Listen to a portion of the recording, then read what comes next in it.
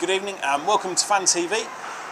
Apologies for not having anything for you last weekend. Unfortunately, as you're aware, the game against the Telford Tigers was postponed due to adverse weather conditions and Telford's coach company being unable to travel. However, that wasn't the only thing that happened. We'll come on to that a little bit later. If we start now, though, looking forward to the weekend coming, Matt, what have you got for team news?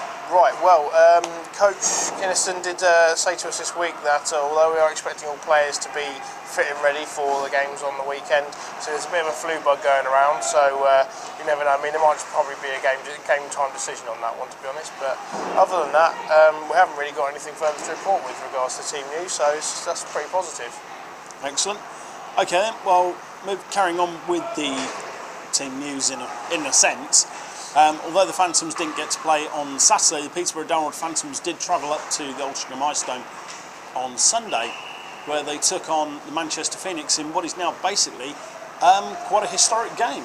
Absolutely, yeah. Well, you know, to be honest, from what I can tell, I didn't travel, but from what I gather, it was quite an interesting game. Phantoms running out winners in the end, actually. So quite, like you say, historic because of the fact that Phantoms have never won in Manchester since they joined the league. So yeah, I think everybody's quite happy with the fact that they came away with 2 points overtime win with that one. Absolutely. Now the goals on the night were from Jamie Lyne, Joe Graham, who actually returned to the lineup. It's good to see him back in. Jeff Glower, and the game winner by birthday boy himself, James Ferrara. So there's some good news there. I mean, we've actually got another birthday to mention while we're thinking of it. Jamie Lyne, happy birthday for yesterday. Exactly. But yeah, going back to the game, the fact that even observers in Manchester and Manchester fans were saying that the Phantoms basically worked for that win. There was no slacking, there were no lucky breaks. Everything that they created, they worked for and they achieved. And I think really that 2 points, that's a phenomenal 2 points. Yeah, absolutely. Of course, it's like you say, it's very significant. It's great as well to not only just go away away from home and bring back the win, but to do it in Manchester as well, who, you know, near the top of the league. Absolutely. It's impressive, and hopefully it's a sign of some growing confidence on the road as well. Yeah, absolutely. And I think, to be honest, there, I mean, looking at that, it was a whole team effort. So I think we're well in there. Definitely. So where does that leave us now, looking at the rest of the league? How does that leave our position now? Right, well, I mean, to be honest, it's kind of cemented the lead over that the Phantoms have over the Steel Dogs back in 9th position. So that's kind of nice as well to kind of cement the lead a little bit. Obviously, Sheffield having a point this weekend. Last weekend, obviously disappointing for them, but good news for the Phantoms at least. Anyway, so we're now 6 points clear of them. Absolutely, and obviously we'll be back. The Phantoms will host the Sheffield Steel Dogs again in a couple of weeks' time, but we'll come on to that a little bit later. So yeah, all in all, a good weekend. Yeah, absolutely. Yeah, positive, I think. But yeah, I think all we've got to do now really is kind of see how we do going forwards now. I think, but we'll come on to that in a moment anyway. I think. But why don't we just have a quick look around the league in terms of the player movements done? Yeah. Okay. Well. Looking around the league, we've actually got some quite interesting movements to talk about at the moment. Probably the first positive one is Swindon Wildcats have signed a young chap by the name of Ollie Betteridge. Despite a slight mistake on the timesheet at Sheffield last weekend, Betteridge had not scored or played for the Phantoms. In actual practice, Ollie Betteridge, he's a forward with Nottingham Lions. As we know from seeing guys like Norton, Weldon, absolutely, yeah. Coming through there. Quite a few coming through. I know Robbie Ferrara spent time there. So Nottingham's got a good system for bringing players through. And Ollie Betteridge is looking like another product of that line. However, he's now joined Swindon Wildcats as a forward for the rest of the season. So hopefully that will deepen their Brit pack a little. Although not too much, because we are actually biting on their heels as well. Exactly, yeah. Not such good news. Milton Keynes Lightning have lost yet another player. Adam Carr went to hospital after the game against the Wildcats.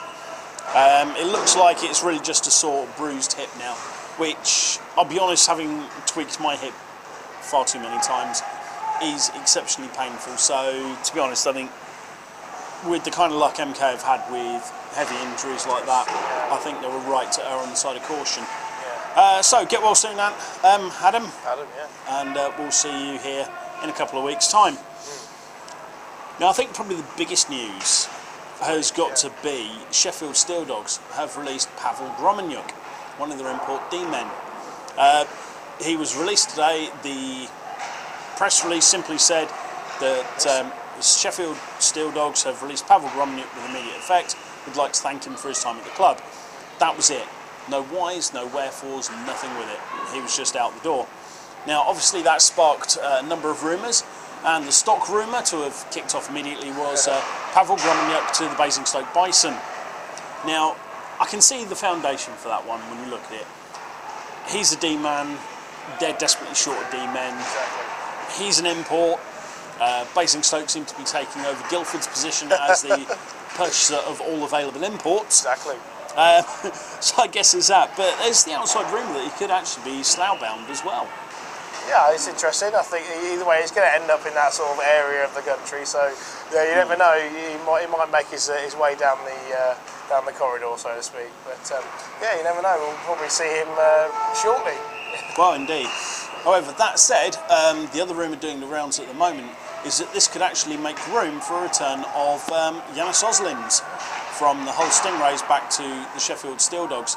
Now, there have been some comments from Hull fans that he's not been producing the goals, that he's not maybe got his feet there, yet prior to him being switch lines, he was doing really well. So, yeah, certainly interesting. Definitely.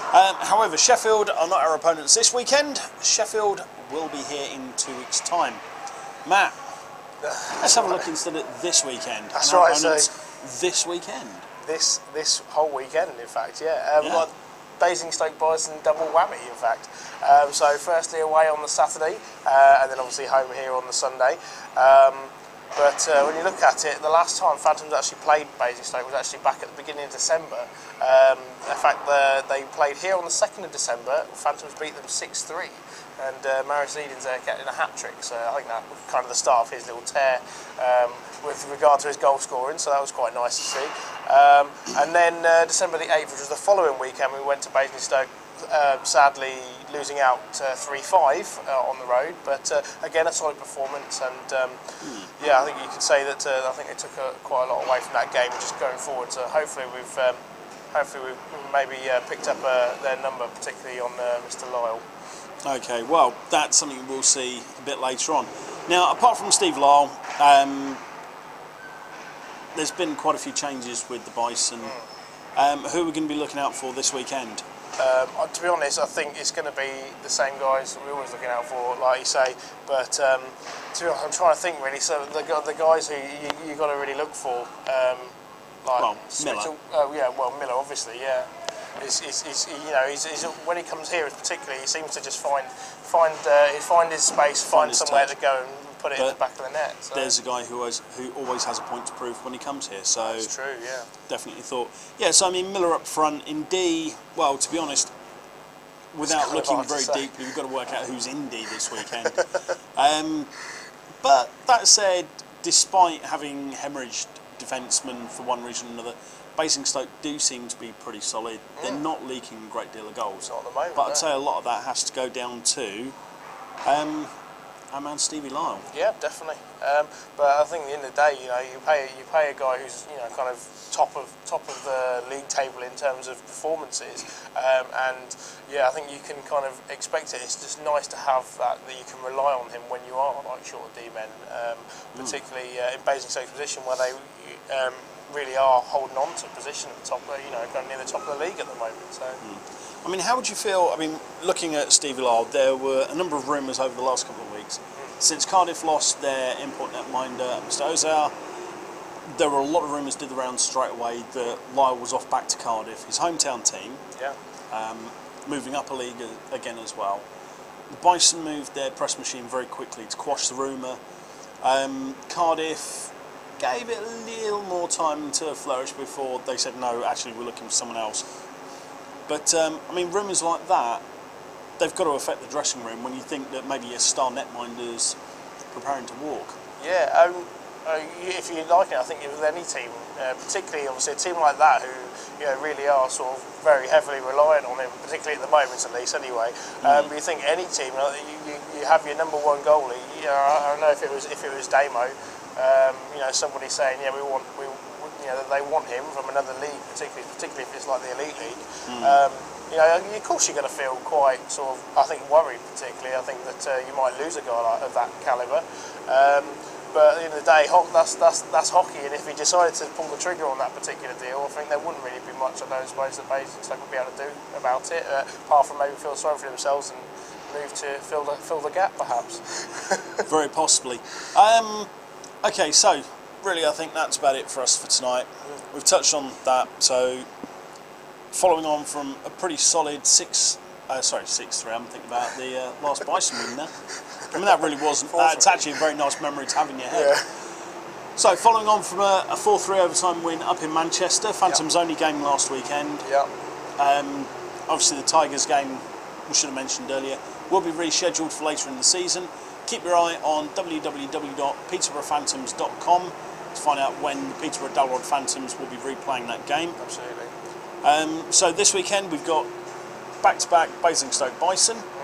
On Saturday, the Peterborough Dalrod Phantoms do travel to Hampshire to play the Bison.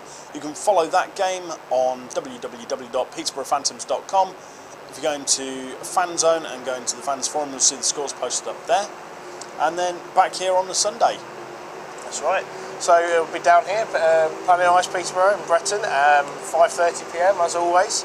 Tickets available in advance at £12 and £13 on the door. But I think that's pretty much all from us tonight, though, Dan. I think so. Okay, well, that's it. So from us, good night. Good night.